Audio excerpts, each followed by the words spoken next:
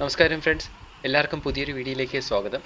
ഇന്ന് രണ്ടാമത്തെ നിലയുടെ മുകളിലുള്ള റൂഫിൽ 52 ഡിഗ്രി ടെമ്പറേച്ചറാണ് കാണിക്കുന്നത്. ഇപ്പോൾ ഏകദേശം ഉച്ചയ്ക്ക് 1:30 മണിയായി. ഇപ്പോൾ സാമാന്യം ഭേദപ്പെട്ട നല്ല വെയിലുണ്ട്. ഇപ്പോൾ ഈ സ്റ്റെപ്പിൽ നോക്കിയാലും ഈ സ്റ്റീലിൽ 44 ഡിഗ്രിയാണ് കാണിക്കുന്നത്. അത് ഒരു കോട്ടിങ്ങും അടിക്കാത്ത നമ്മുടെ റൂഫിൽ കാണിക്കുന്നത് 52 ഡിഗ്രിയാണ്. 52 ഡിഗ്രി എന്ന് വെച്ചാൽ ബെയർ ഫൂട്ടായിട്ട് കാലിൽ ചെരുപ്പിടാതെ ചവിട്ടാൻ പറ്റില്ല, അത്രയ്ക്ക് ചൂടാണ്. ഇപ്പോൾ ഒന്നാമത്തെ നിലയുടെ മേലിൽ ഞാനൊരു വൈറ്റ് കളർ കോട്ടിങ് അടിച്ചിട്ടുണ്ട്. ഇത് ഏഷ്യൻ പെയിൻറ്റ്സിൻ്റെ ഡാം പ്രൂഫ് എന്ന് പറഞ്ഞിട്ടുള്ള ഒരു കോട്ടിംഗ് ആണ്. വെള്ള കളറാണിത്. 8 വർഷം വാറൻറ്റിയോട് ലഭിക്കുന്ന ഒരു പ്രോഡക്റ്റാണിത്. ഇത് 3 കോട്ടാണ് അടിച്ചേക്കുന്നത്.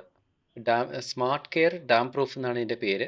ഇതിനകത്ത് തന്നെ എഴുതിയിട്ടുണ്ട് surface temperature reduction up to 10 degree Celsius.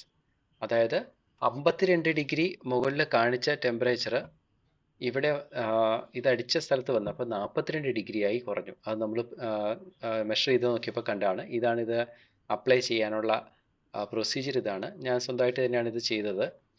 ഇപ്പോൾ 1 ലിറ്റർ 2.32 സ്ക്വയർ മീറ്റർ കവർ ചെയ്യാൻ പറ്റും. ഇതിപ്പോൾ നമുക്ക് വീടിനകത്തുള്ള റൂഫിൻ്റെ ടെമ്പറേച്ചറും കൂടെ നോക്കാം. ഇപ്പോൾ ഡാം പ്രൂഫ് അടിക്കാത്ത സ്ഥലത്താണ് ഇപ്പോൾ നോക്കുന്നത്. 43 ഡിഗ്രിയാണ്. 43 ഡിഗ്രിയാണ് ഡാം പ്രൂഫ് അടിക്കാത്ത രണ്ടാമത്തെ നിലയുടെ റൂഫിൻ്റെ ടെമ്പറേച്ചർ. ഉള്ളിൽ 39 മുതൽ 43 ഡിഗ്രി വരെ കണ്ടു. ഇത് ഭയങ്കര റേഡിയേഷനാണ്. ഈ സമയത്ത് അവിടെ ഇരുന്ന് കഴിഞ്ഞാൽ നല്ല ചൂടടിക്കും.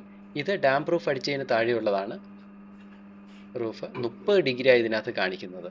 അപ്പോൾ 10-12 ഡിഗ്രി ഉള്ളിൽ തന്നെ ചൂട് കുറഞ്ഞിട്ടുണ്ട്.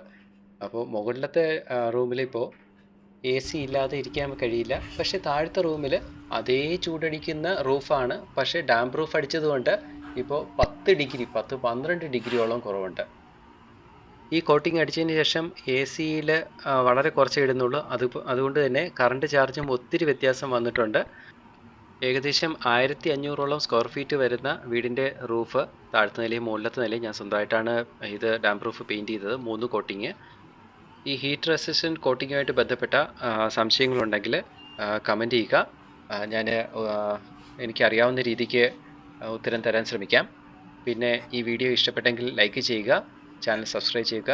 എല്ലാവർക്കും നന്ദി, നമസ്കാരം.